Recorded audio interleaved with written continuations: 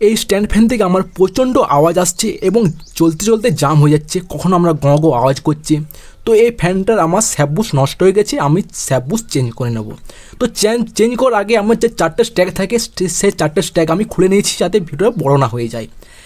তারপরে আপনারা কি করবেন, দেখতে পাচ্ছেন এখনও জাম আছে। এরপর আমরা এই যে তারগুলো আমরা ভালো করে সাইড করে নিচের কাভারটা আমি খুলে নিচ্ছি। নিচের কাভারটা আমার খোলা হয়ে গেছে। এরপর আমি কি করব, এটা আমরা তুলে পরে আপনার এই যে সামনের কাভারটা আমি টান দিলে রোটার সমেত আমার বেরিয়ে চলে আসবে। এরপরে আপনারা কয়েলটাকে ভালোভাবে পরিষ্কার করে নেবেন যাতে কোনো রকম ধুলো বালি ময়লা না থাকে। এতে আপনার কি হবে, তা কোনো বুসে আপনার কোনো কিছু যাবে না। দেখতে পাচ্ছেন আমার স্যাপটা একদম পুরো নষ্ট হয়ে গেছে এবং খেয়ে দিয়েছে এবং সামনেরটা আমার বুসটা প্রচণ্ড ঢক রয়েছে। বুসটা আমরা স্যাপটা বার করে নিচ্ছি। স্যাপটা বার করার পরে তো দেখতে পাচ্ছেন প্রচণ্ড দাগ হয়ে গেছে এবং বুসটা আমার ঢক হয়ে গেছে। তো এই যে ক্যাপগুলো থাকে এই ক্যাপগুলো আপনারা হাতে করে না খুললে আপনারা প্লাসের সাহায্য নিয়ে আপনারা খুলে নেবেন। তো আমি প্লাসের সাহায্য নিয়ে আমি খুলে নিচ্ছি, সামনেরটা আমি খুলে নিচ্ছি। খুলে নেওয়ার পরে আপনারা কি করবেন, এটা স্কেল নিয়ে আপনারা পেছনটা আমরা মাপবেন। তো আমার মাপ এসছে 3.5 সেন্টিমিটার। এই মাপ বরাবর আমরা নতুন স্যাপটা আমরা ফিটিং করব। তো এই জন্য আমরা একটা পাইপ, শক্ত পাইপ নিয়ে নেবেন, তার উপর আমরা হাতুড়ি দিয়ে ঠুকে আমরা স্যাপটা খুলে নেবেন। তো অল্প সময়ের মধ্যে স্যাপটা আপনার খুলে যাবে, কোনো রকম অসুবিধা হবে না। এরপর আমরা ওই মাপ বরাবর স্যাপ এবং বুশ নিয়ে নেবেন। তো আমি স্যাপ এবং বুশ নিয়ে নিয়েছি। এরপর আপনারা কি করবেন, এই স্যাপটা লাগিয়ে নতুন স্যাপ লাগিয়ে পরে আপনারা উপর থেকে ঠুকবেন, নিচ দিকে ঠুকবেন না। উপর থেকে আপনারা হাতুড়ি করে ঠুকে আপনারা স্যাপটাকে লাগিয়ে নেবেন ভালোভাবে। এবং লাগানোর পর আমরা মাপটা চেক করে নেবেন যে ওই মাপে আমরা আছে কি না। তো দেখতে পাচ্ছেন আমার ওই মাপে আছে, আমার যদি না থাকে আপনারা ওই মাপে আমরা লাগিয়ে নেবেন। তো আমার লাগানো হয়ে গেছে। এরপর আপনারা যে রিপিটগুলো থাকে তো বুশটা খোলার জন্য আমার রিপিটগুলো আপনারা হাতুড়ি করে আপনারা খুলে নেবেন। তো বাটালি দিয়ে আপনারা ঠুকে আমরা রিপিটগুলো খুলে নেবেন। তো আমি ভিডিওটা দেখাচ্ছি না কারণ একটা বড় হয়ে যাবে। তো এইভাবে আপনারা খুলে নেবেন এবং খোলানোর পর আমাদেরকে দেখাচ্ছি। তো আমার খোলা হয়ে গেছে। তো এবার আপনারা দুটো কোপারে বুশ নিয়ে নেবেন। তো এই বুশের নাম্বার হচ্ছে আপনার MSP 198, আপনারা দেখতে পাচ্ছেন স্ক্রিনে। তো এই বুশগুলো আপনারা একটু দামি বুশ নিয়ে নেবেন, কারণ স্ট্যান্ড ফ্যান আপনার কম দামি বুশ নিলে আপনারা বেশি দিন টেকে না। এরপর আপনারা যে অয়েল প্যাডগুলো আছে অয়েল প্যাডগুলো ভালোভাবে মোবাইল দিয়ে আপনারা ভিজিয়ে নেবেন। তো আমি ভালোভাবে মোবাইল দিয়ে ভিজিয়ে নিচ্ছি, আপনারা কম মোবাইল দিবেন না, একটু বেশি মোবাইল দিবেন। তারপর আপনারা যে স্প্রিংটা আছে সেই স্প্রিংটা লাগিয়ে নেবেন। এই স্প্রিং লাগানোর সময় যে আপনার সরু অংশটা ওটা আপনারা তল দিকে লাগাবেন বুশের উপরে।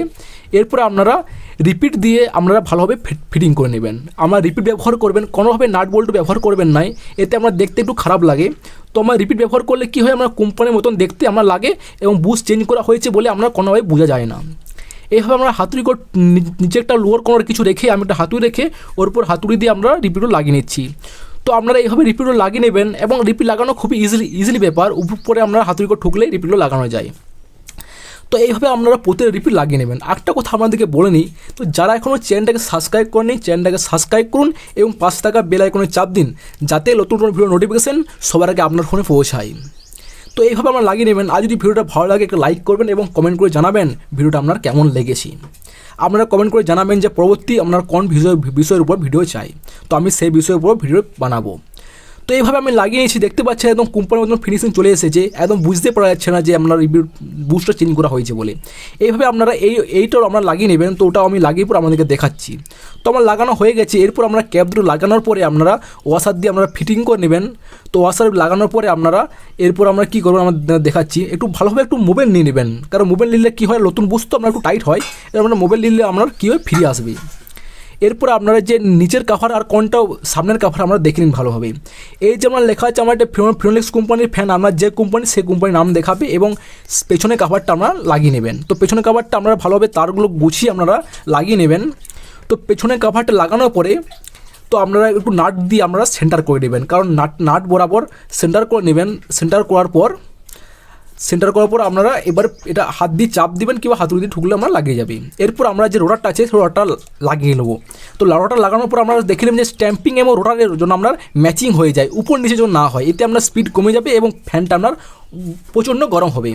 আর পেছন দিকে আমরা খেয়াল করে দেখবেন যে আপনার বুস্টার ঠিকঠাক পেয়েছে কি না।